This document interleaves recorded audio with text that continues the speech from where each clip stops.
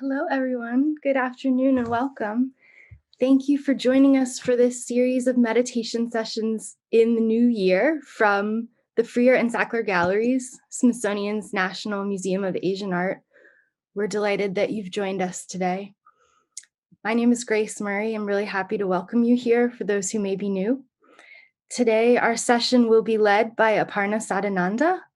And since this is one of our Friday sessions, we are going to be inspired by an artwork today. We'll be looking at a beautiful Japanese painting, and we will have assistant curator Kit Brooks here with us after the meditation session to speak a bit more about the artwork and answer your questions.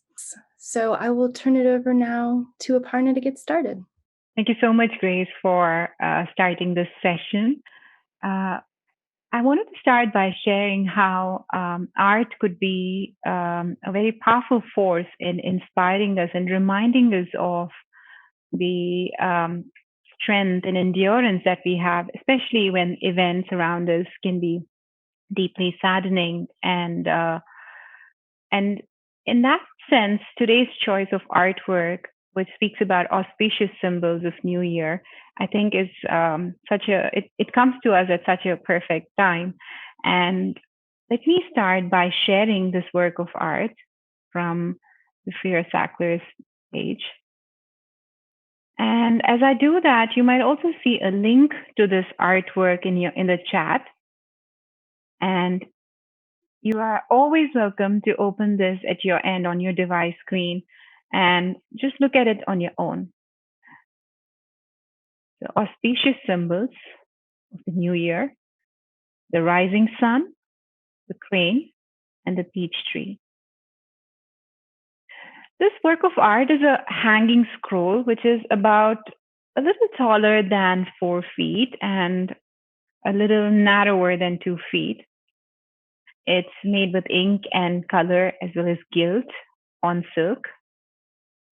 And it's a painting by Okamoto Shuki, a master painter of birds and flowers from Japan. And it's, I think, dated somewhere to the 1850s. So let's just take this first look at this artwork and allow any thoughts, any questions to arise in your mind. And while understanding a work of art intellectually and through analysis of the facts and information about it, it's a perfectly valid way of experiencing art. We could also experience it from our own unique place of being centered and mindfulness. And that is the journey I'd like to invite you all onto today. If you wish to continue looking at the artwork and engaging with it on your own, please know that you can open it on your screens and just be with it. But let's pause looking at it for some time, taking a moment to center ourselves and feel a little more present and experience the art from that place of being present. So let's find a comfortable seated position. Welcome to shuffle a bit or prop your back with some pillows. That's more supportive. Maybe close your eyes. Maybe lower the gaze.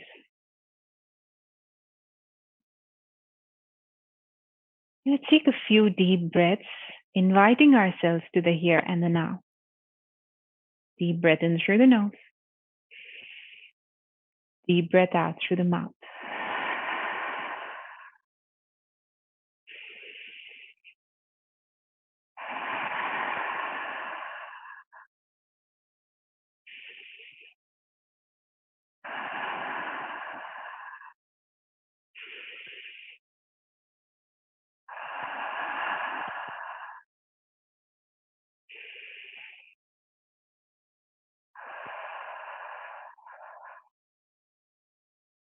And if you wish to deepen this awareness of the breath, softly engage the throat as if you're trying to clear the throat.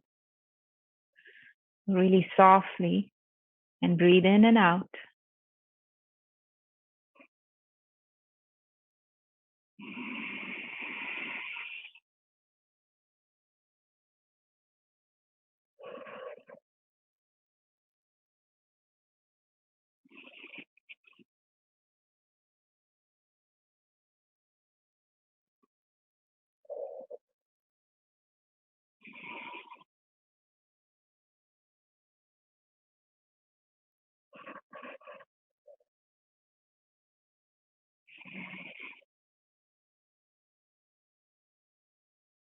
And let each breath become this wave of life that's rising and falling.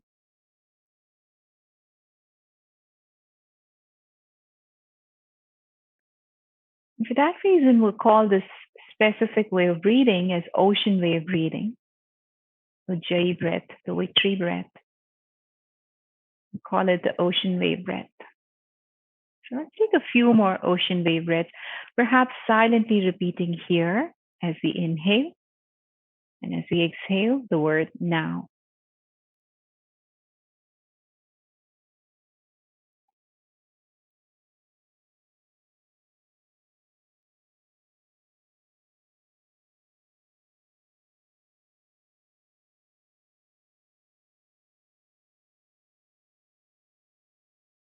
Let's deepen that connection to being here and now, also noticing all the sensations in the body. Let's notice the sensations in the feet, the shins and the calves, the knees, thighs, hips and the seat, the lower back, the upper back, the shoulders, chest and the waist, upper arms, elbows, forearms, the hands, the neck, the face, the head, the entire body. Try to bring awareness to all the sensations in the body at once. Like if we couldn't see the body or move it, how do we know it's there?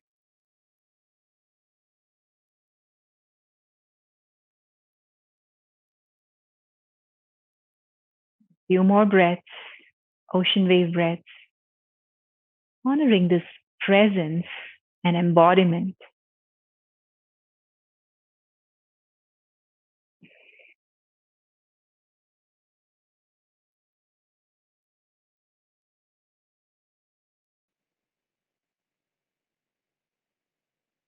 When we feel that we're now inhabiting this body with our attention, let's allow the eyes to open and keeping the gaze soft but steady. Let's try to look at all the different elements that make up this work of art.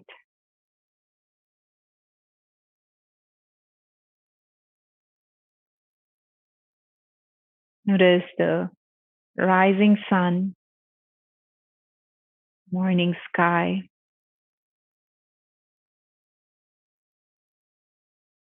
the peach tree at the edge of the cliff,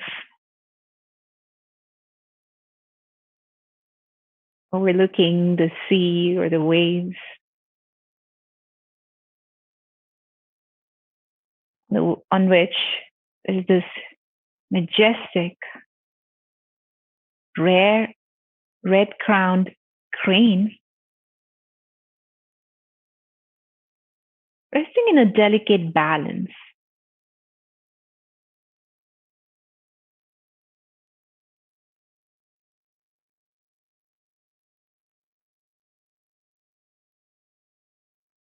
Notice the atmosphere that all of this is setting up.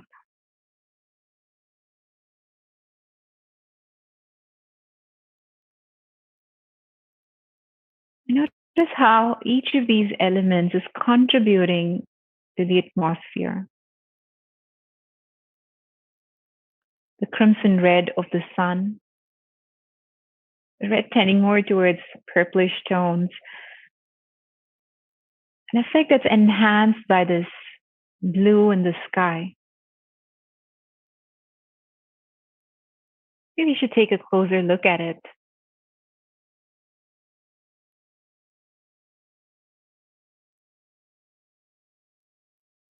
the painter is inviting us to transport ourselves to this time of dawn,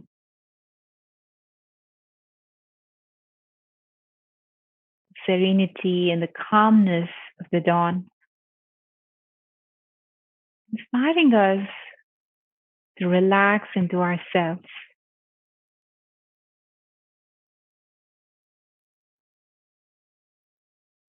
And at the same time, nurturing a quality of focus and intentions as we begin.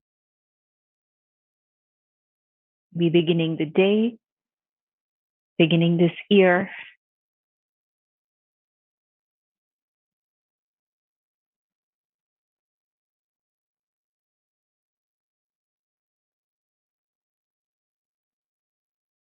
But despite the brilliance of the redness of the sun, notice how the foreground, the peach tree in the foreground, also draws our attention to itself.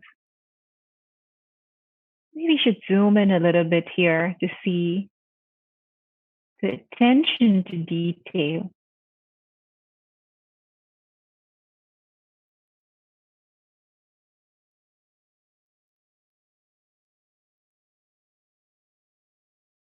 Fullness of the peach.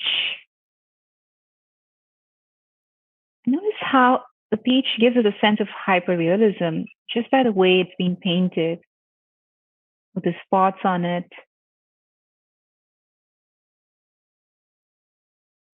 and the way the leaves have been placed around. These thin lines, like the central veins of the leaves, which looks like it's been gilt. Gilt has been laid down, or gold has been laid down here, just to accentuate that.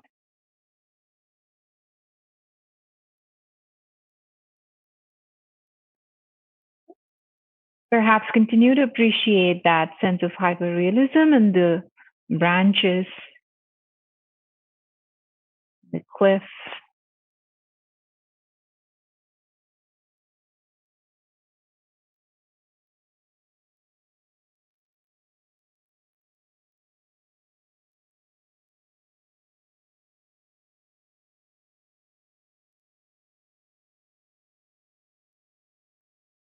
we'll slowly let our gaze trace down to the lower half of the scroll. Again, we can notice that sense of hyperrealism in the way the screen has been painted.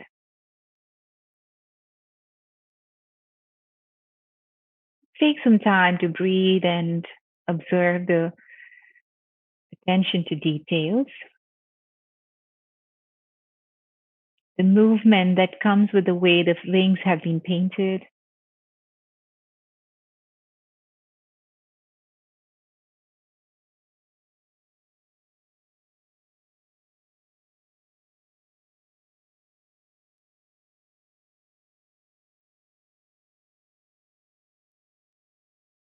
Movement that comes with the painting of the waves in the background. And also the froth at the base here.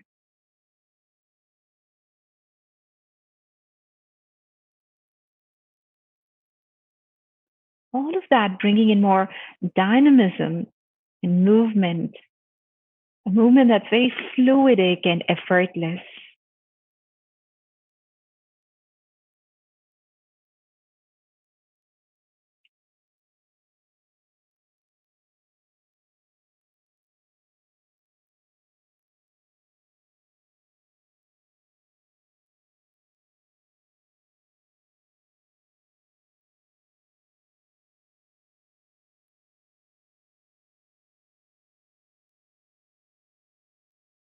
And now let's zoom out to look at the painting in its entirety one more time. See if we experience it any differently than a few minutes ago.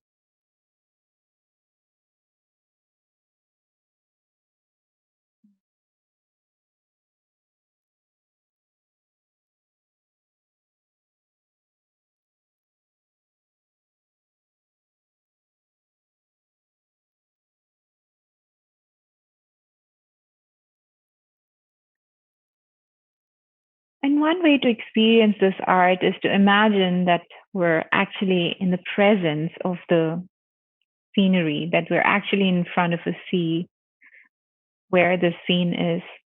We're just meditating there.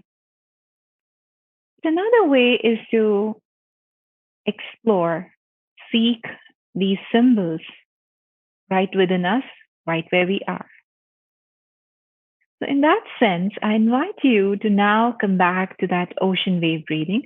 You can continue to gaze at the painting or close your eyes or look away. Whatever our choice is, we could all attune to that ocean wave breath.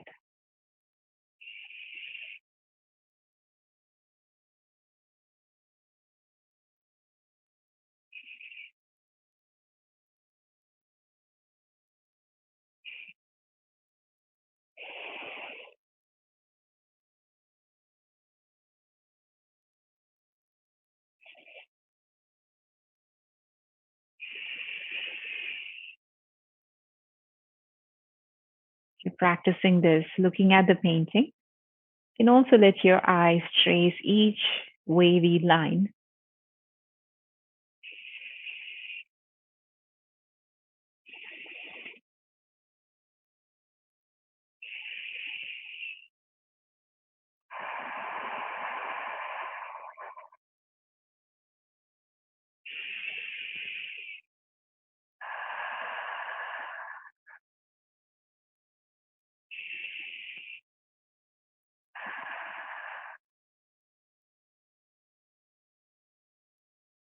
And imagine if you were the crane,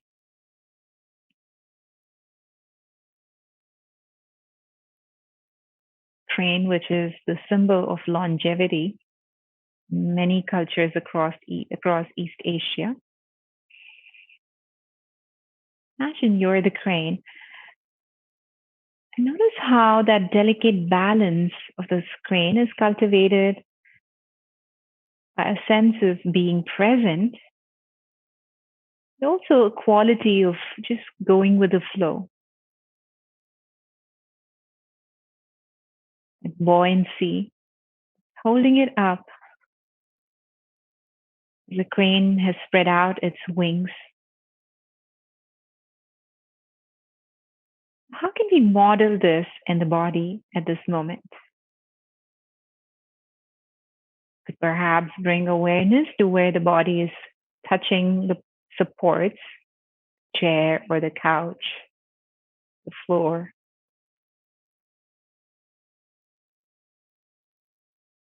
A matrix of space, air, and earth elements supporting us right now.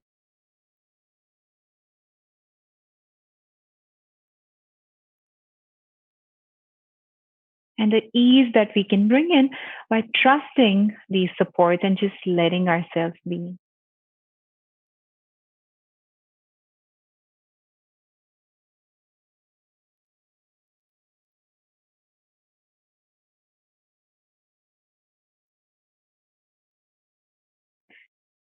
Just like the crane riding on these waves, ourselves riding the wave of breath.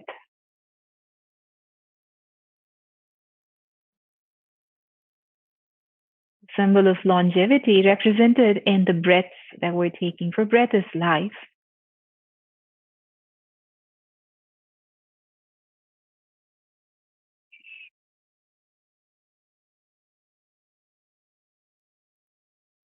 And drawing inspiration from the steadiness, from the focus with which the gaze of the crane is.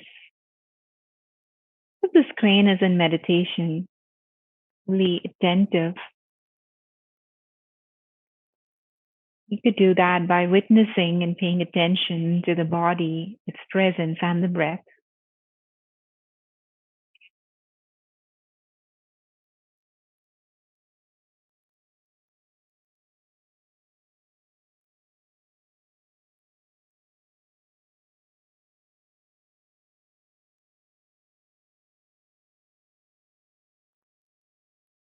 Maybe we could deepen our awareness and connection to the breath unfolding in the core, the chest and the belly.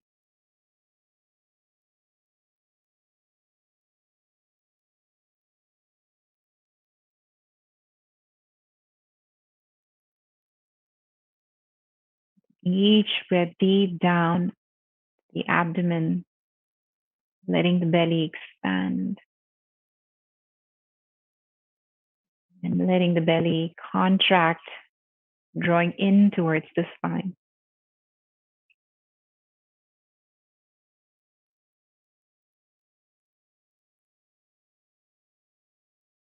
Just like this crane basking in the glory, in the red light of that rising sun. You can invite the red light from this rising sun to fill up each breath, bring all of its qualities into the breath, and channelize that life force into the core. Just choosing to focus on the breath in the core.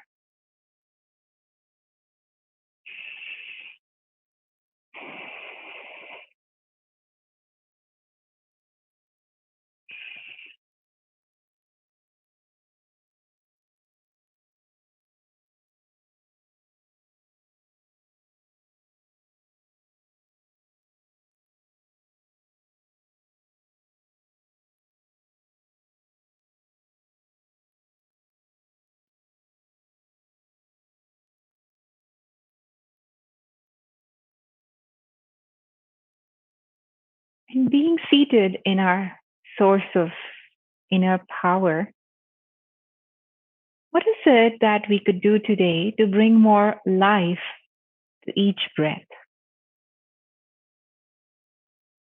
What are the intentions or resolutions we can set for the time to come so we could make this life more worthy of being remembered?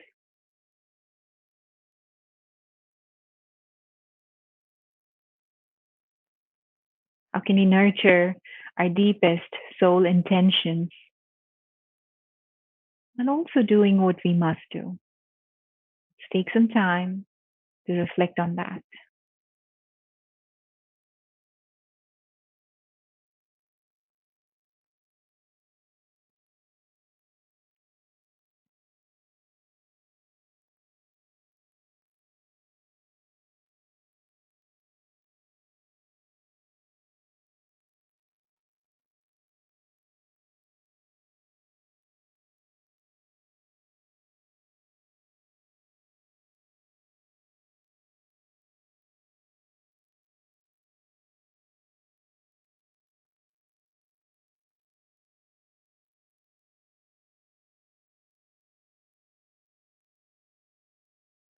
How may we make a collective intention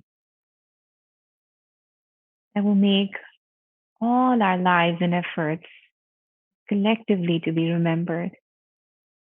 Bringing in that quality of immortality that is symbolized by the peach tree.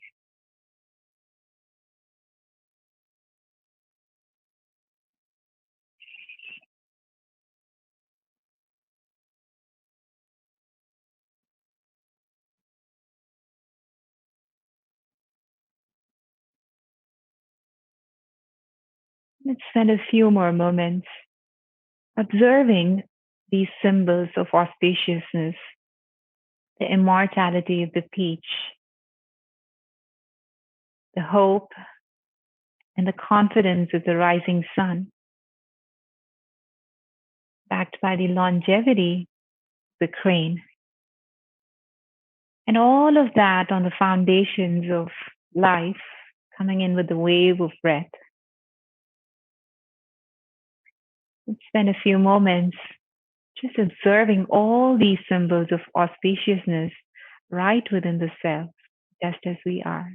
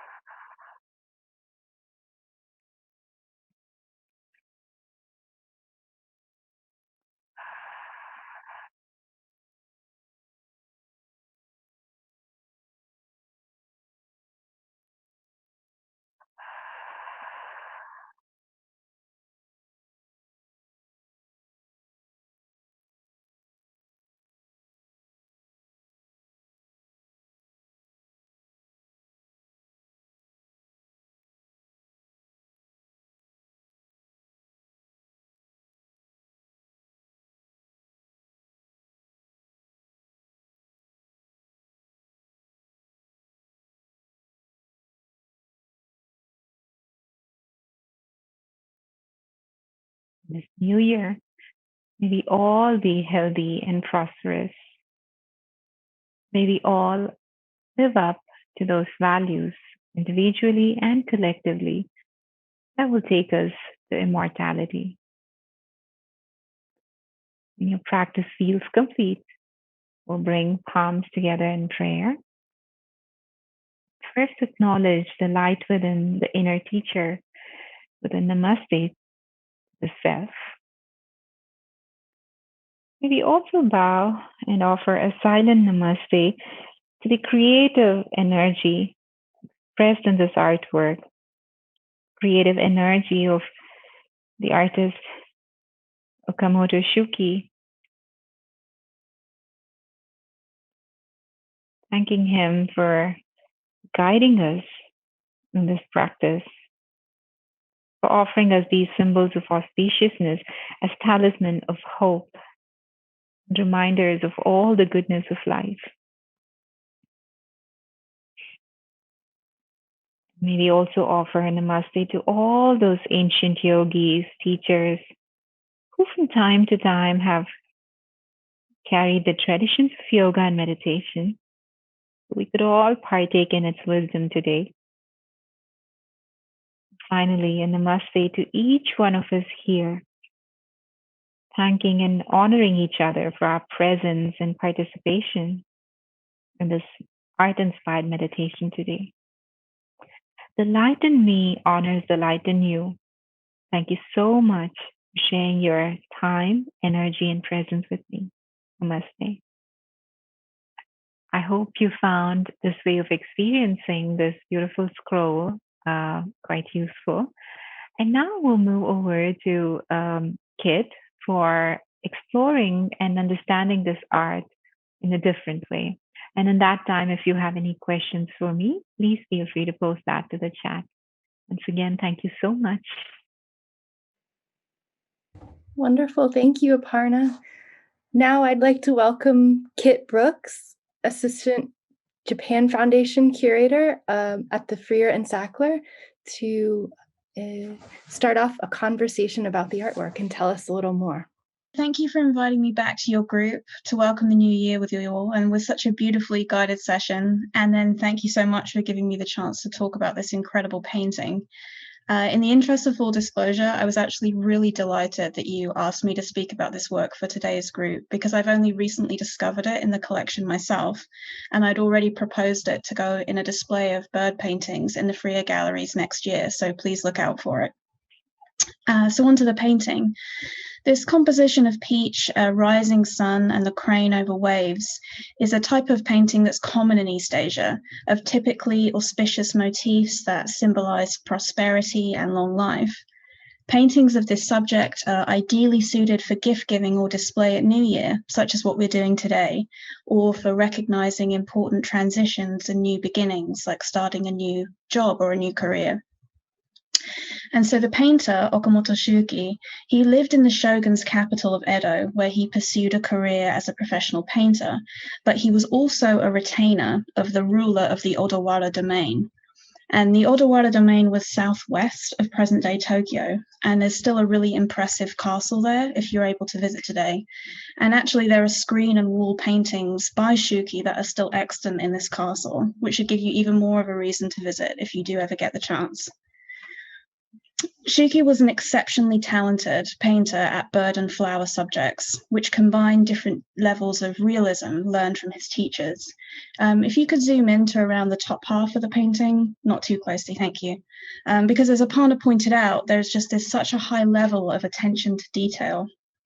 And he was trained in this kind of academic realism that was prized in Chinese academy painting, where close study of birds and botanical subjects creates this high level of decorative detail.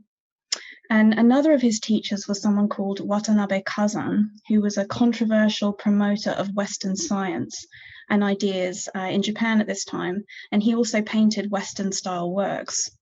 And Shuki's approach here is a kind of amalgam or a combination of these styles with a hyper-realistic level of detail gained from a close study of nature.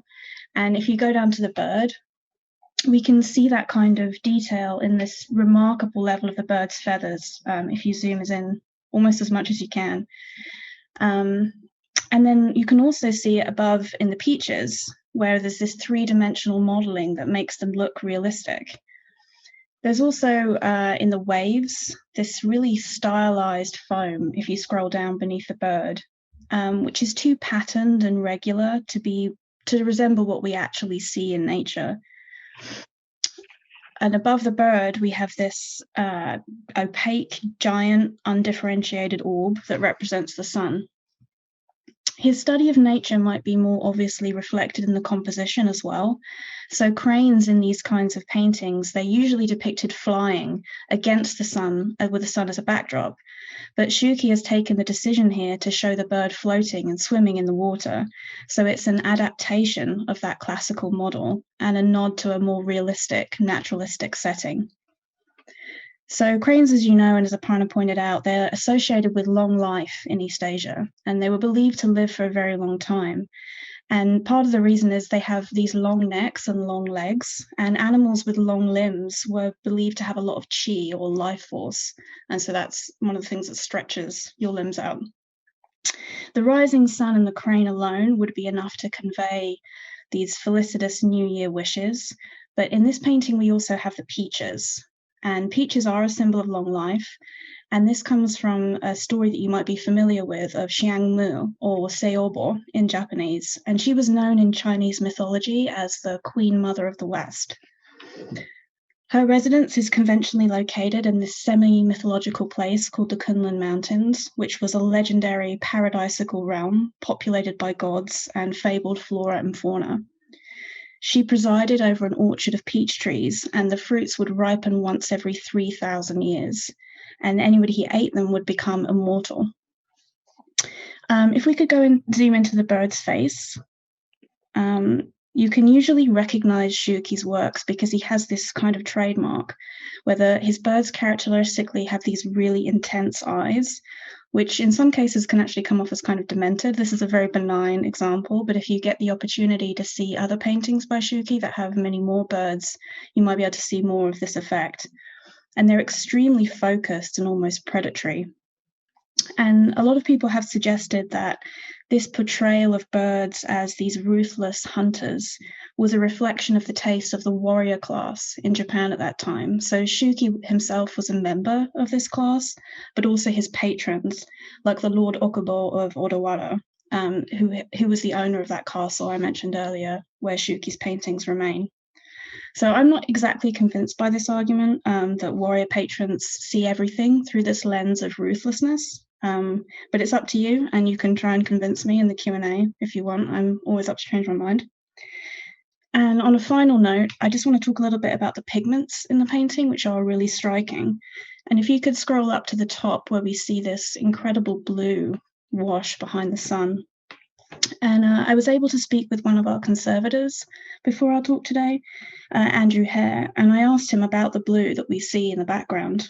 And there are notes from a previous conservator who examined the painting when it first arrived at the museum under a microscope and with UV and infrared lighting. And they pointed out this kind of like granular nature of the blue and how it's applied in streaks. And from this, they didn't think that it could be indigo or smalt, which are very common. Smalt kind of makes these blue and clear glass crystals. And they thought that it might be an azurite blue. And we've actually asked one of our scientists at the museum, Blythe McCarthy, to take a look at this painting and do a formal analysis of the pigments before it goes on display next year, as it's a perfect candidate to try out a new spectroscopy machine that she has. So people are quite excited about the chance to discover what these pigments are. So hopefully I'll have some more updates for you on this painting by the time that it goes on display next year, so please ask me then. But if you have any questions in the meantime, I'll do my best to try and answer them now. Thank you. Thanks so much, Kit. Really appreciate you being here with us. And we did have a couple questions come in the chat.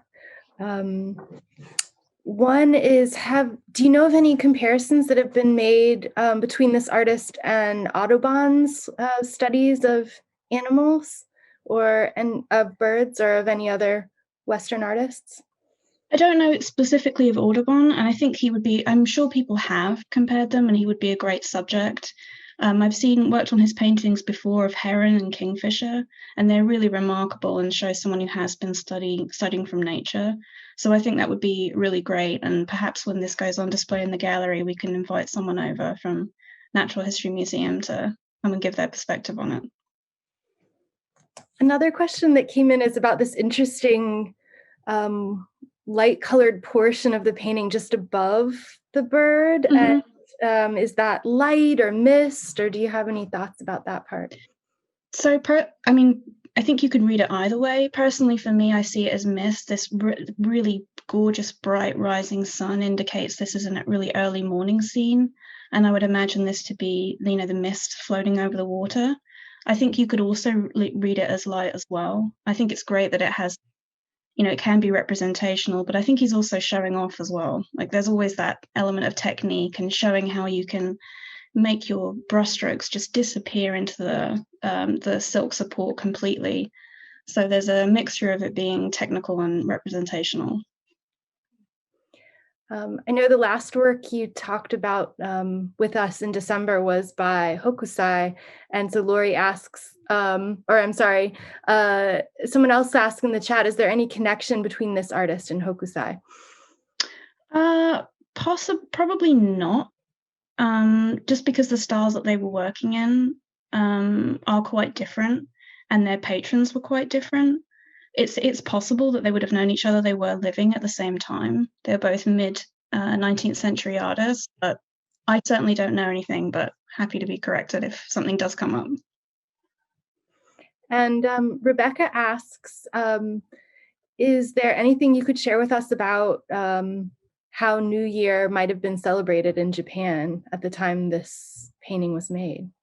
Sure, it's very similar to how it's still celebrated today. So traditionally in New Year's in Japan, you stay up until midnight on New Year's Eve and you make your first visit to a Shinto shrine to welcome the new year. So that's still something that people do today, and there's various foods that you associate with that New Year celebration, but the first visit to a shrine in the new year is always a big occasion. We had another question about how this work came into the museum collection. I understand it was acquired in 1998 from a private collector. Is that right? I believe it was a dealer in Tokyo. So it was made known to us then and was bought in Tokyo and came to us. Part of the reason being that I mentioned that there was this Western style painter, Watanabe Kazan, and we have a few works by him in the collection. So it's a nice connection there. And we also have some printed books that contain Shuki's designs. So I think although I believe this is the only painting that we have of his, we do have some related works of his teachers and of his works represented in printed books as well. Elizabeth mentions in the chat that looking at the gnarled branches of the peach tree and the red sun remind her a bit of Van Gogh's paintings. And just wondering if you could say anything about how he was inspired by Japanese art, or if you see any connection. I think, Van Gogh, of course, was greatly influenced by Japanese art, particularly landscape prints by Hiroshige. And I think I can see the connection here because Hiroshige did a lot of really close-up pictures of these gnarled plum branches against the setting sun. So I can see how that visual similarity is being made. But there is plenty of work been written about Van Gogh's influence from Japanese prints, because those were the kinds of things that he received. I don't think he owned any paintings, but I could be incorrect. They were much more expensive than prints. Yeah. And do you know what pigment was used to make that really bright red of the sun? So again, this hasn't been scientific analysis on this yet, but this kind of red, I really think that it has to be cinnabar red, which is a mercury sulfide and is often the red that you see, the thick opaque reds that you see in the East Asian painting, because it's a mineral-derived pigment. I hope that when we can get the formal chemical analysis done, we can be sure. because I think it's really, really stunning and such a striking image and such a deliberate choice to make it completely opaque. Tamina asks, how long do you think it would have taken a painter to create a work like this? Oof. I have no idea, and I don't want to cast aspersions on him. I imagine, it's very, very speculative, and it also depends on when you think about how long does it take to complete a painting. Do you include grinding the pigments and preparing the pigments, preparing the draft, preparing a miniature study that probably would have been done on paper before transferring it final canvas, painting support, and also mounting a painting? So I think there could potentially be quite a long time. And elements of the painting, the lighter washes would have been done first before building up the detail.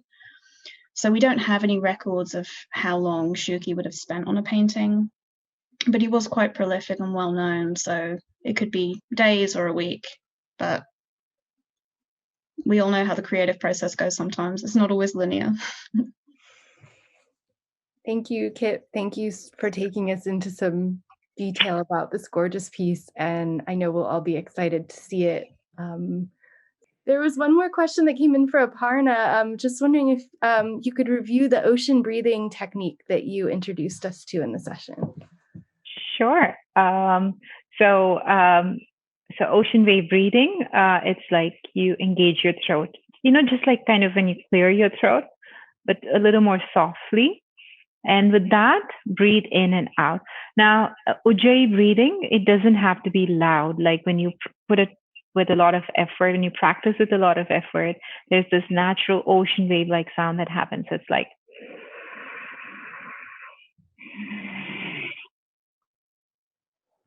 so you could do this without that sound. That's actually more of the Ujjayi breathing.